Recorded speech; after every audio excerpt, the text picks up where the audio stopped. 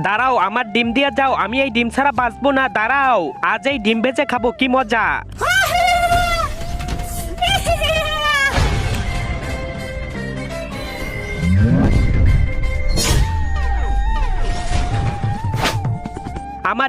আমার ডিম স্বামী, আমার ডিম না পেলে আমি মরে যাব। হে মানুষ, তুমি আকাশ থেকে পড়তে কোনো ডিম দেখেছো?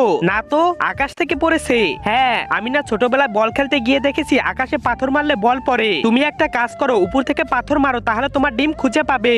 হ্যাঁ,